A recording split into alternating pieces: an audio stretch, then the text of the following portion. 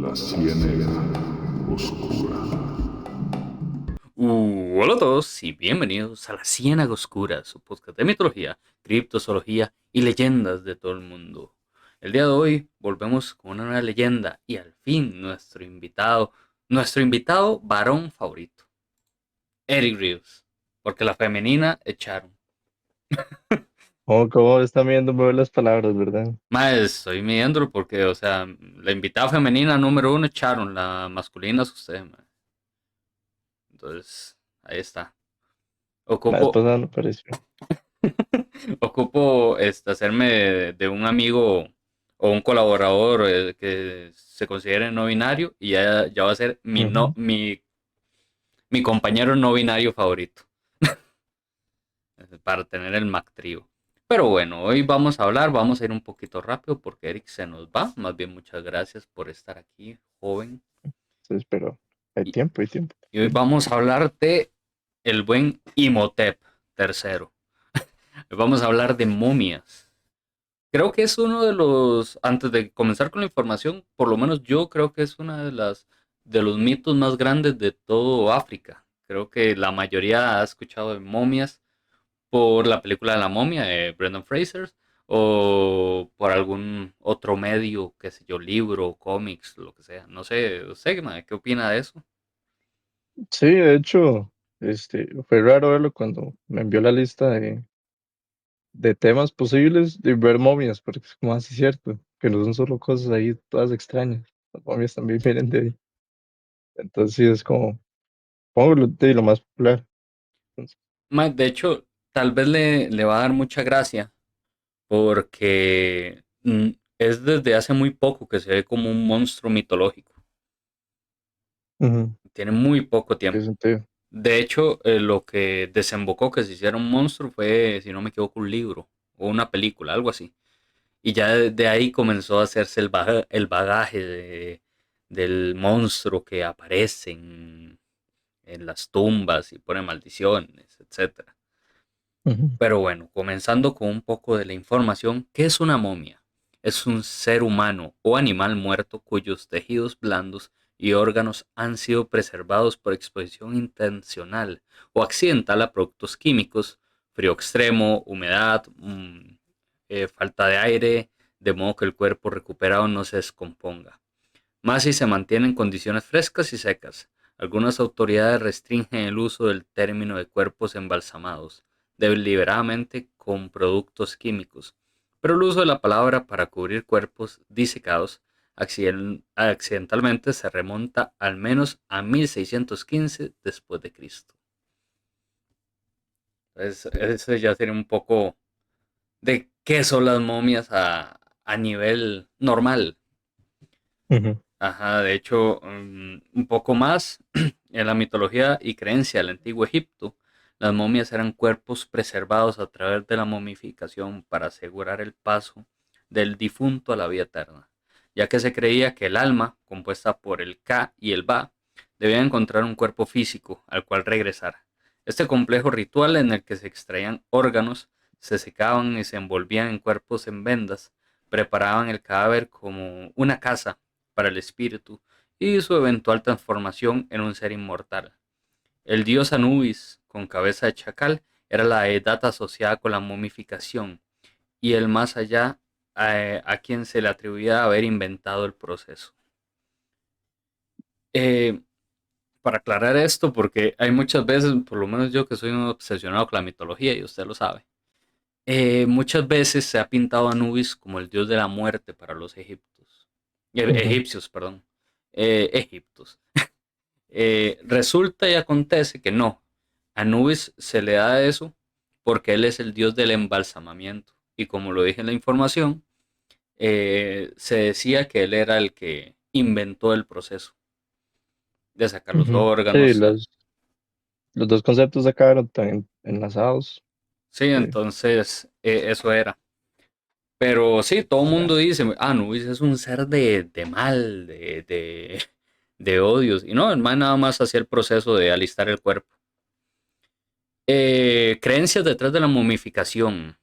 Se creía en la vida después de la muerte. Los egipcios creían firmemente en la vida después de la muerte y en la inmortalidad del alma. Por eso embalsamaban a los cuerpos esperando a que el espíritu volviera en algún momento.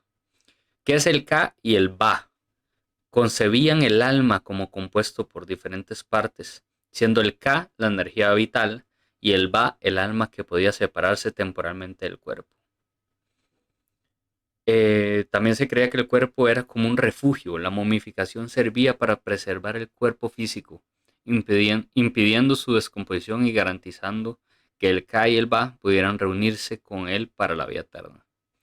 Y finalmente, la transformación de Ak. Se esperaba que el cuerpo momificado y unido al espíritu se transformara en un Ak, un ser divino e inmortal. Em, y bueno, el rol de Anubis ya lo expliqué, que fue el que creó la momificación. Y él además hacía la guía hacia el más allá de los espíritus. Él hacía Ujú. el papel crucial en ritos funerarios, guiando los espíritus en el viaje hacia la otra vida. Eso ya es un poco de lo que era la momificación. No sé qué opinas, si tiene alguna pregunta. Volviendo un poco más a la definición en sí, nos vamos a enfocar solo como en las momias mitológicas, por así decirlas, Más, vamos a más hablar relacionadas a de Egipto. ambas. Ok, porque hay como de una interpretación más actual o Más, moderna, lo que sea, de con otros métodos de preservar, ¿verdad? sí, pero digamos, vamos a hablar de la momificación antigua tipo Egipto, Ujú, hablando más que todo en la parte real. Y ahorita ujú. vamos a hablar un poco de ya los mitos. Ah, ok, ok, ok, Porque entiendo. han pasado muchas cosas, man, en serio. Este, cosas raras, investigaciones, que fue lo que Ujú, desembocó en lo que terminó. Y, que bien lo hilo, el momento cumbre donde las momias se hicieron, qué sé yo, más sonadas fue con el buen Tutankamón. Me imagino que lo has escuchado en algún momento. ujú. Mae, Un montón de cosas que se le atribuyen el a buen la Tutankamón. maldición.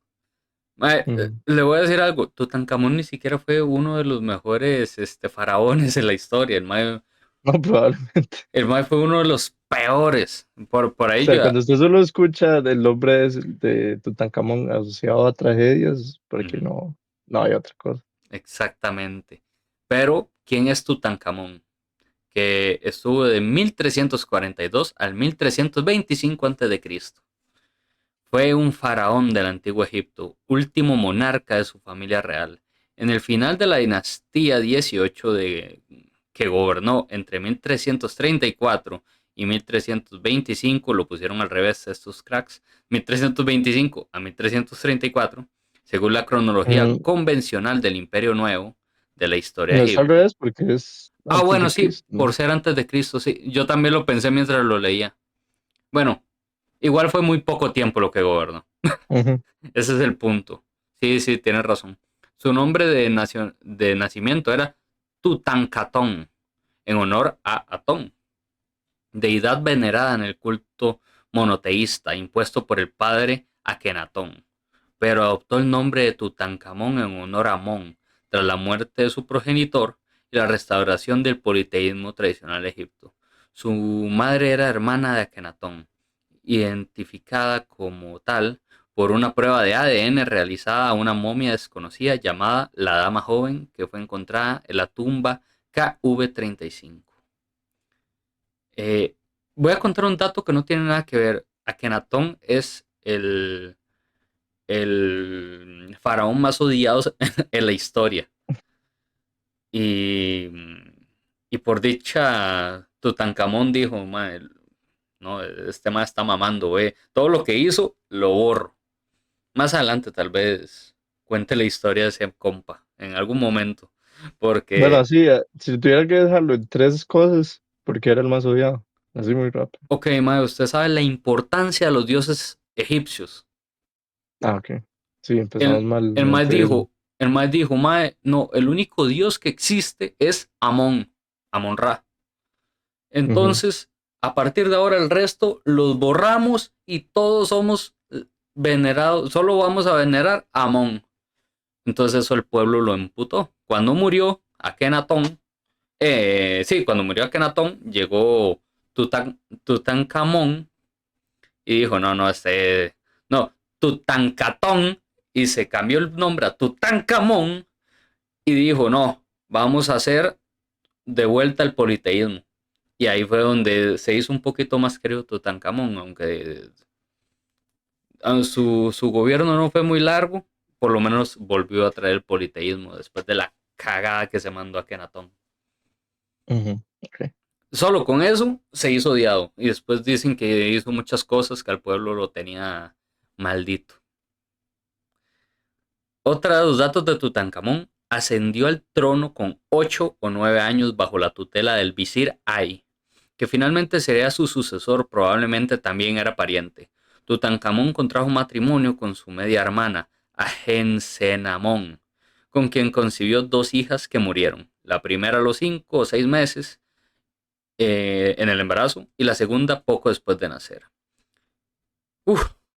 Y los nombres del faraón Tutankamón y Tutankatón y Tutankamón se creen que significa imagen viviente de Atón e imagen viviente de Amón, aunque el reemplazo de Atón por Amón se hizo después de la muerte de su padre para congraciarse con el siero de Amón. Uf, sí, fue el dios Atón, perdón, dije Amón ahora, ¿verdad? Que era el que solo creía el Tata. No, era el dios Atón. Ujú, ok, Y ahora la gente te dirá, creo. Porcio, ¿por qué carajos estás hablando de faraones del pasado? Porque una de las cosas que hizo un boom eh, al mito de las momias fue la aparición de la tumba de Tutankamón. De hecho, se le llama la maldición del faraón. Es la creencia que se basa en que cualquier persona que moleste a la tumba del faraón del antiguo Egipto cae en una maldición, por la que morirá en poco tiempo. Existía la creencia de que las tumbas de los faraones tenían maldiciones escritas en ellas o en sus alrededores, advirtiendo a aquellos que los vieran para que no entrasen. La maldición asociada al descubrimiento de la tumba del faraón de la dinastía número 18, Tutankamón, es la más famosa en la cultura occidental.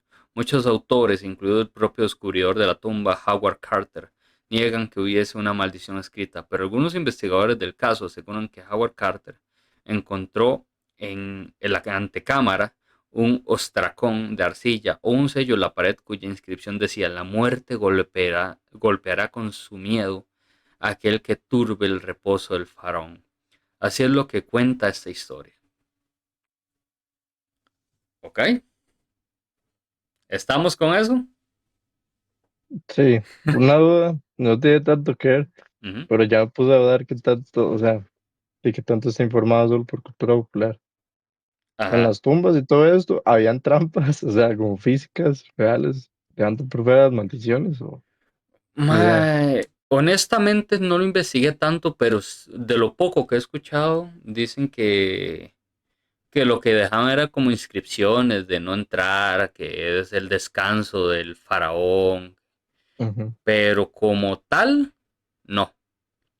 ok, Entonces, gracias. bueno, igual no estoy tan informado, podría después lo busco y se lo paso por mensaje, ma, era esto. Pero, pero sí, no era algo tan, como lo digo, tan relevante, Sí, sí, por no lo es menos como, para mí, ajá, ese punto de que habían trampas. Yo creo que eso fue más inspirado por películas y historias de ficción, ujú, de decir, ma, este es un faraón, lo tenían que cuidar. que proteger y porque los tesoros y los misterios. Sí, sí, sí, Ahora ya. sí, con base a esta información, vamos al hallazgo de la tumba. En la década de los años 1920, el egiptólogo Howard Carter descubrió la existencia de un faraón de la dinastía número 18, hasta entonces desconocido, y convenció a Lord Carnarvon para que financiara la búsqueda de la tumba. que se suponía intacta, los Valles de los Reyes. El 4 de noviembre de 1922 se descubrieron los escalones que descendían hasta una puerta que aún mantenía los sellos originales. El 26 de noviembre, en presencia de la familia de Lord Carnarvon,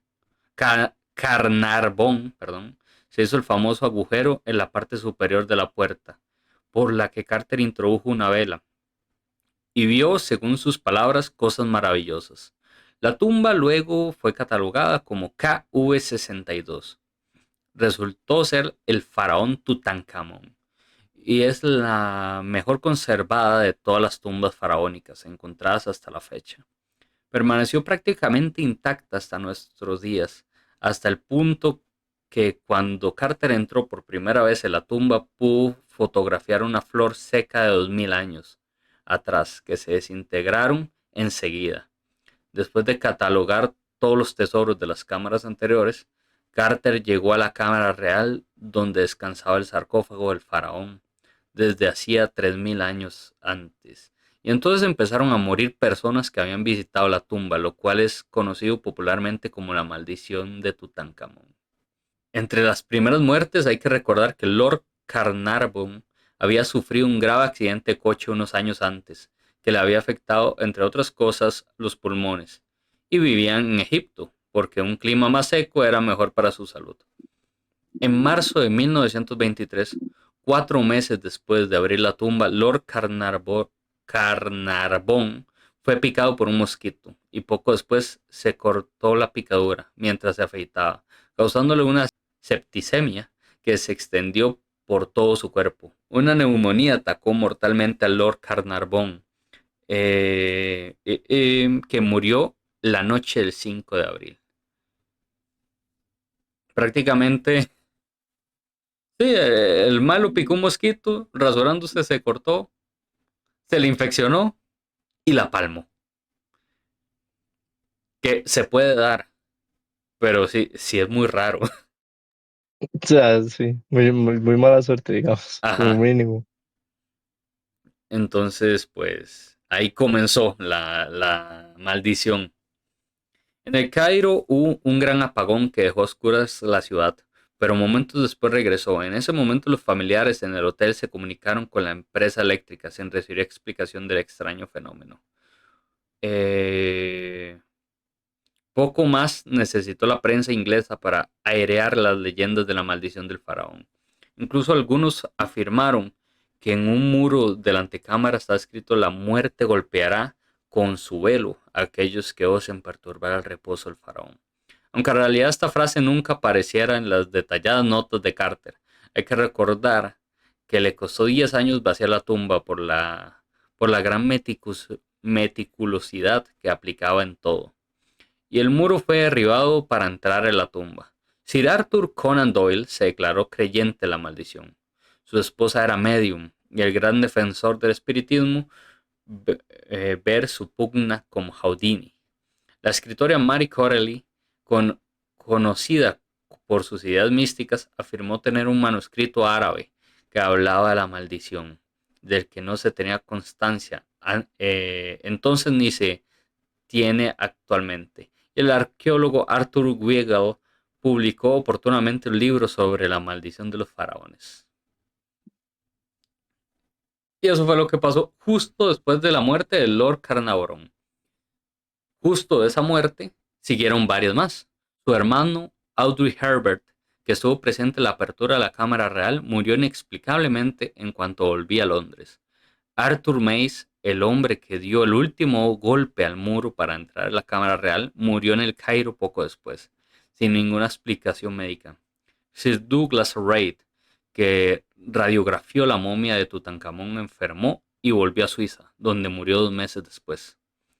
La secretaria de Carter murió de un ataque al corazón y su padre se suicidó al enterarse de la noticia.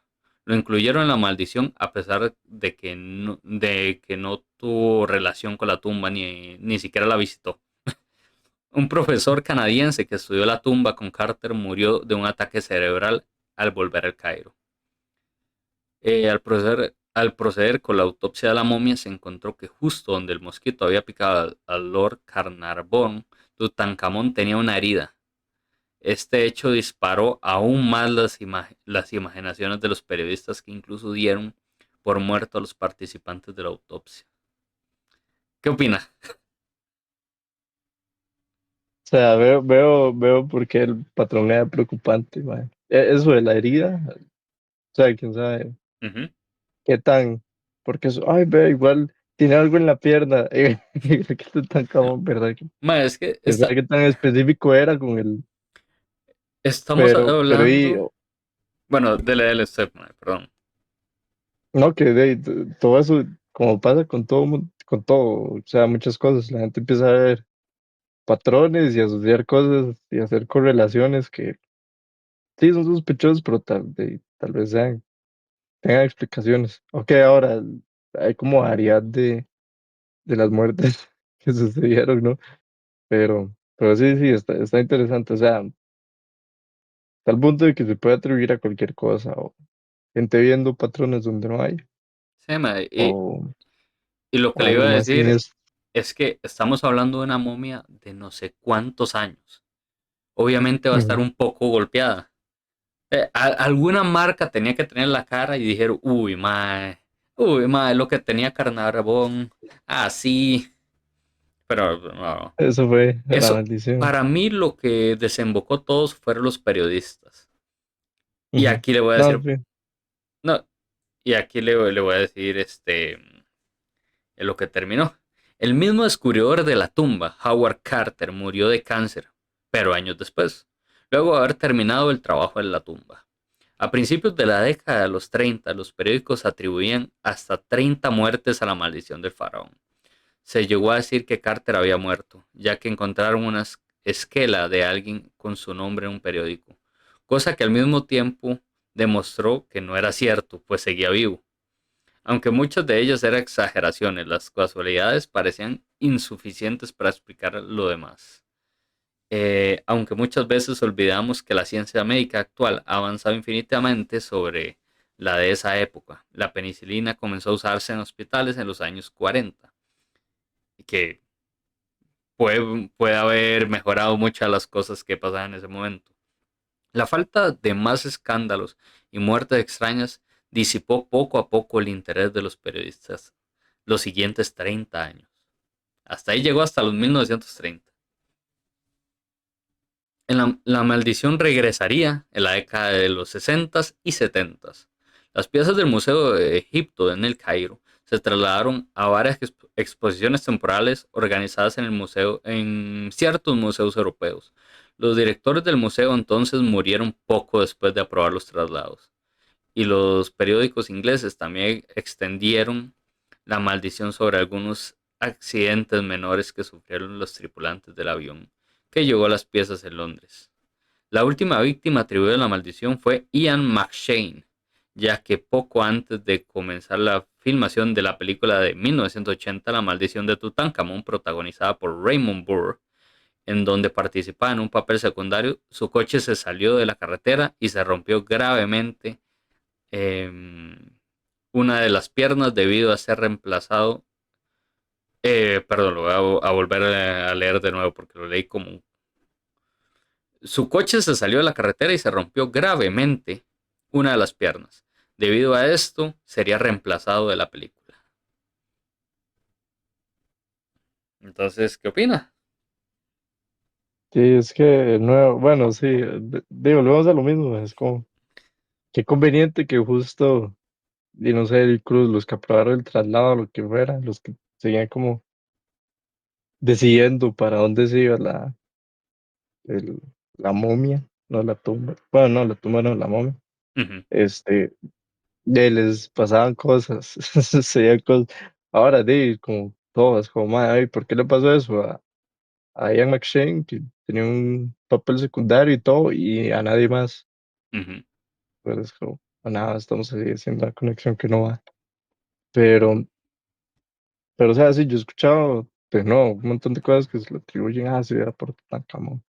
Yo sé si era algo exclusivo que iba a salir en la película y al final no, lo que sea, o era que eran rumores, pero hasta el Titanic. De el Titanic, todo el accidente y todo era porque la estaba transportando también a Ujú, la momia. Entonces, como, ok. Yo sé, siempre escucho Tutankamón, es como la primera historia que me llega. Que, o sea, exactamente. probablemente no tiene nada de veraz, ¿verdad? Pero es como, es la forma de llamar la atención, digamos, de conseguir más, que la gente hable más de eso. Sí, es algo que pasa. Prácticamente eso lo hizo la prensa.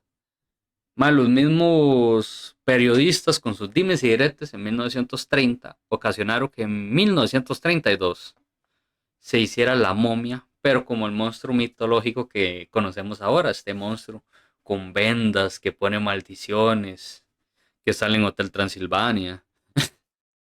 Esa típica momia así llena de vendas y con ¿Dónde fue su... que salió por primera vez así? Ah, Que ya lo recuerdo. vamos a decir. La momia comenzó a usarse como monstruo de la ficción del terror a principios del siglo XX, popularizándose con la película de Universal Studios, La momia, de 1932, protagonizada por Boris Karloff. Antes de eso, existían cuentos románticos, como el de Arthur Conan Doyle, de 1892, pero no eran percibidos como monstruos terroríficos, sino como figuras ligadas a la reanimación o a la aventura. Entonces, técnicamente, en 1932, con esa película, La momia, fue que comenzó el mito. Antes de 1932, la momia era un personaje más recurrente en relatos literarios, pero sin la connotación de monstruo. Principalmente en el siglo XX, la fiebre de la egiptología de los siglos XVIII y XIX contribuyó a la idea. La película de Universal Studios, La momia, de 1932, esta película de terror de Universal Studios con Boris Karloff como Imhotep, es la obra que consolidó a la momia como un elemento básico del género de terror. La influencia de la película. La película generó varias secuelas y remakes, consolidando el arquetipo de la momia como monstruo de la cultura. El concepto de momia como monstruo se arraigó aún más en otras producciones de la época, incluyendo la franquicia Abbott y Costello, donde se conoce al monstruo. Entonces, básicamente, eso fue lo que desembocó en lo que terminó siendo la momia ya a nivel de monstruo. Un viaje interesante, mae. Nunca me había costado 28 minutos para explicar cómo llegamos a eso. Y bueno, ya después de hablar de la maldición de Tutankamón, de qué es una momia, de un poco lo que es en el misticismo del alma para los egipcios, vamos al fin a la historia. Hoy costó bastante. Y esta historia, está bonita, no es muy larga, pero está interesante. Espero que le guste a Eric y el público. Dicen que en el corazón del desierto de Egipto, donde el viento arrastra las arenas como si fueran olas doradas, existen tumbas que nunca debieron abrirse. No son visibles para los viajeros comunes, pero aquellos que se pierden bajo el sol abrasador a veces tropiezan con las entradas a un pasadizo olvidado. Una de esas tumbas permaneció al sumo sacerdote Nepsutek, servidor del dios oscuro, que incluso los faraones temían nombrar. No era un hombre amado, pero sí poderoso. Cuando murió lo envolvieron en lino, lo bañaron en resinas y lo sepultaron con riquezas incalculables. Se decía que en vida había jurado regresar si alguien osaba perturbar su descanso. Siglos más tarde, un grupo de exploradores europeos llegó a su tumba, abriendo de gloria y tesoros. Rompieron los sellos sagrados que advertían: aquel que interrumpa mi sueño conocerá el peso de la eternidad.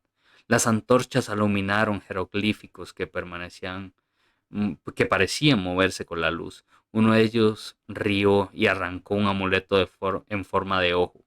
Otros quebraron vasijas sagradas. En ese momento un viento helado recorrió el pasillo y las vendas que cubrían el cadáver de Nepsutek comenzaron a moverse como si respiraran. El primero en entrar desapareció en la oscuridad. Su grito apagado entró en las paredes de piedras. Los otros intentaron huir, pero los pasadizos se cerraban tras ellos, como si el mismo templo quisiera tragárselos. Los relatos cuentan que algunos lograron salir, pero nunca volvieron a ser los mismos. Sus cuerpos se marchitaban poco a poco, como si las vendas de la momia los estuvieran envolviendo desde adentro. Desde entonces los nómadas del desierto aseguran que en noches sin luna se ven figuras envueltas en lino caminar entre las dunas, persigui- persiguiendo a quienes se atrevan a robar los secretos de los muertos. Porque las momias no son simples cadáveres, son guardianes eternos condenados a custodiar lo que fue suyo.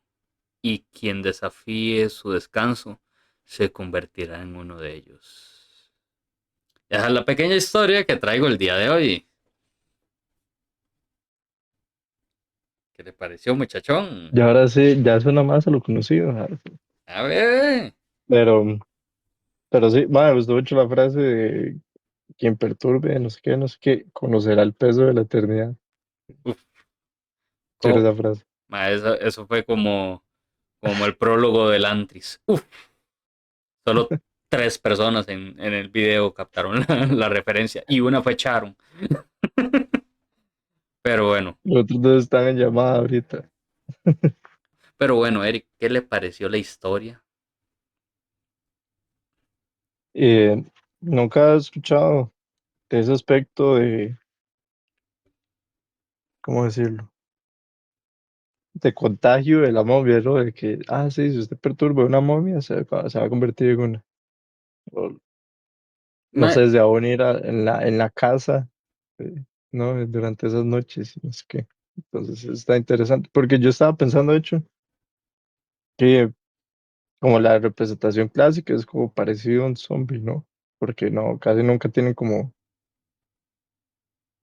raciocinio en algunas varas así, como en las películas, así. Ujú. Pero no siempre tienen como raciocinio y es ahí como un cadáver envuelto en venas, en vendas, este, que ahí ataca a la gente. Sí. Pero, y yo dije, pero no se pueden multiplicar, pero al parecer sí, ¿no? En esa Pues historia al menos sí. le voy a decir algo curioso. Yo agarré justo esa historia porque es la primera vez que yo escucho eso. No sé si Ujú. fue por temas del autor que dijo, mae, que Tuani se vería eso o qué. Pero dije yo, mae, sí, esta va a ser la de esta semana.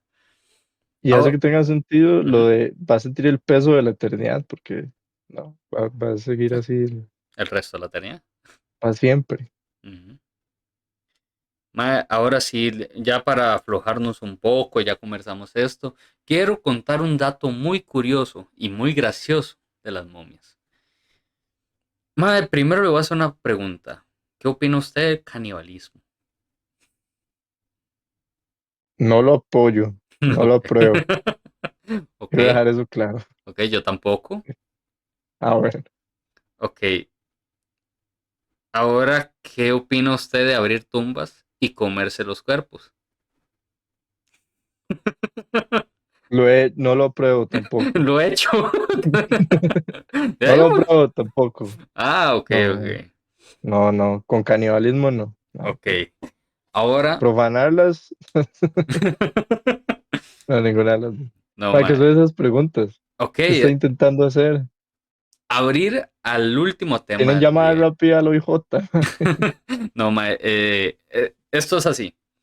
Durante la Edad Media y hasta el siglo XIX, en Europa hubo una práctica extendida de consumir partes de momias egipcias, creyendo que poseían propiedades curativas para diversas enfermedades como dolores de cabeza o la peste.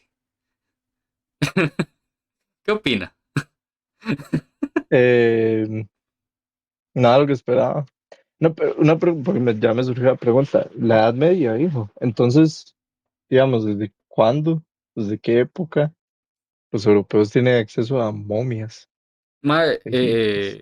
no sé desde hace cuánto, pero sí es conocido que, de hecho, por la misma mitología griega ya se sabe que hubo contacto entre los griegos y los egipcios y hacían Eso comercio. sí, pero otra cosa es que diga, tome mi faraón de hace Ah, ok. 200 años, Es que cómaselo. no fue por eso. Fue porque dijeron, ma, esto es la cura milagrosa.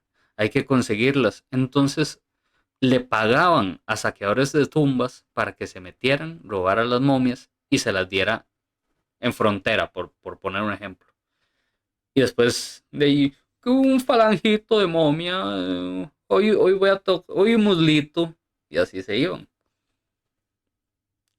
Ahora, sea, que era como, ujú, como pasaba con el último tema que hablamos, que dependiendo de la parte del cuerpo da una propiedad distinta. pues sí, digamos. eh, Probablemente, ¿no? Yo creo que siempre ha existido como esa creencia.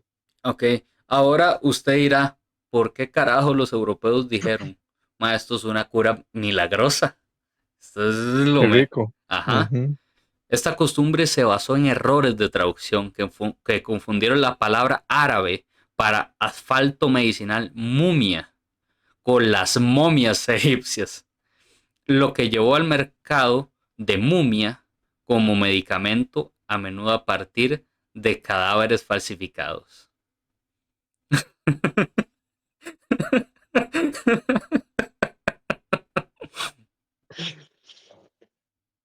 Qué metidilla de pata, es como, uy, yo creo que eso está mal.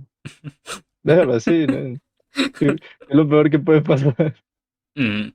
Ahora le voy a decir algo muy triste.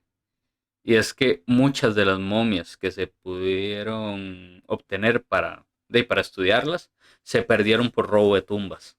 Porque estos animales, que supuestamente eran los de alta clase y eran los más inteligentes del pueblo, decían, uy, mae, esta es la cura milagrosa, tráigame 5 momias. Entonces Mae, la gente de plata siendo problemática. mae, me No, sorprende. no, no, no, no, no, no, no, no, no. Sí, estaba, mae, ya no, no quiero hablar más de esto. Ve, No me mae, mienta. para que usted vea, mae. Y ya para finalizar, el declive y el fin de la práctica. El escepticismo creciente. A lo largo de los siglos, la duda sobre la utilidad y autenticidad de las momias comenzó a crecer, aunque la fascinación por los restos de Egipto continuó.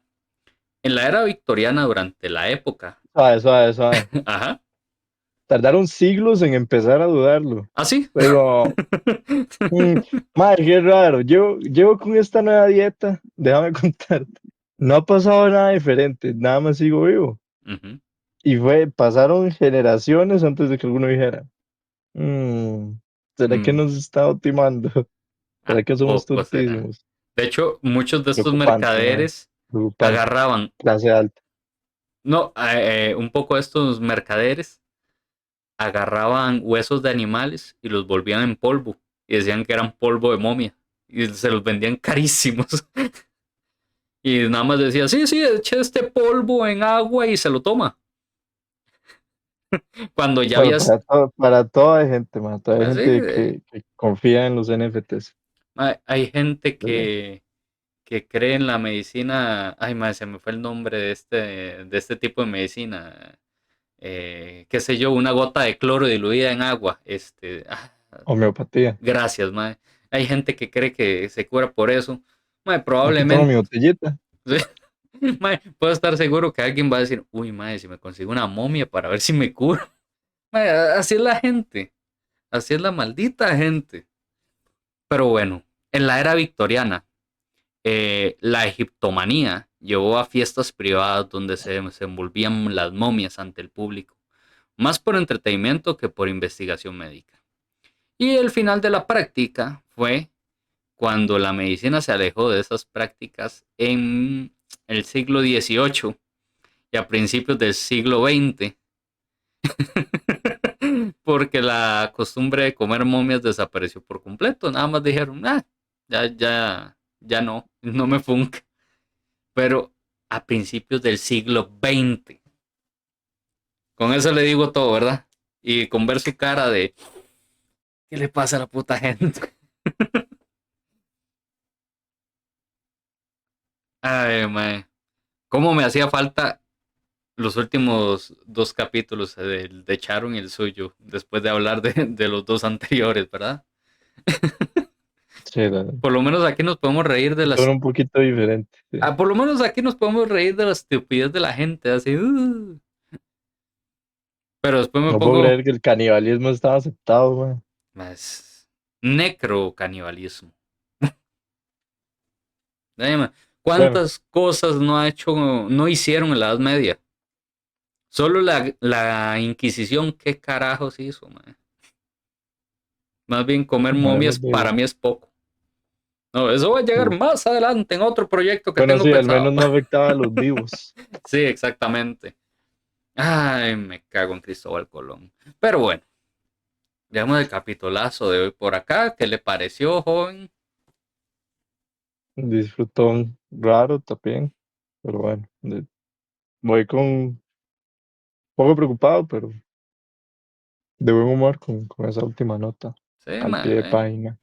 Ve, ya hoy va a llegar a su cena con amigos o donde vaya y ya dije, mae, ¿vieron lo que me dijo Porcio de las momias? ¿Usted sabía que come? Así Sí, cua- mientras estamos, qué rico. cuando esté Van a llevar así, la carne apenas. mae, cuando ya tiene tenedor y usted ve que alguien se va a meter bocado, mae, ¿usted sabía que comían momias en el siglo XX? Mae, como, ¿cómo? Pero sí, muy interesante, muy vacilón. Ya hacía falta capítulos para reírnos un poco. Ya este capítulo 12 quedan 8 para terminar la temporada. Y ya para ir cerrando, este capítulo va a salir el domingo después de que salió el episodio del Higba Fifi. Entonces ya habrá terminado la encuesta para ver qué dijeron ustedes, si hacemos podcast de miércoles o nos quedamos con solo el podcast de domingo. Cualquier cosa, yo ya estoy editando guiones para la mitología por aquellos, así que espero que hayan puesto que sí o que no. Ahí lo habré subido. Y por eso usted tranquilo, Eric, que eso ya va a ser algo más relajado, yo solo, nada más contando, este dios hacía, Uf, deshacía. A no ser que usted diga, uy, mae, este dios babilónico me lo guarda, papi. Pero ah, quitando sí. eso, no. Y bueno, ya sin nada más que decir, nada más que muchas gracias a Eric, muchas gracias a los que llegaron a porque yo creo que este ha sido el capítulo más grande, no solo de la temporada, sino de las dos juntas, por el montón de información que tenían las momias. Pero bueno, guarden las leyendas, los mitos, los críptidos, las momias, porque son la historia de nuestros pueblos y sin nada más que decir, hasta luego, adiós, bye bye. La ciénaga oscura.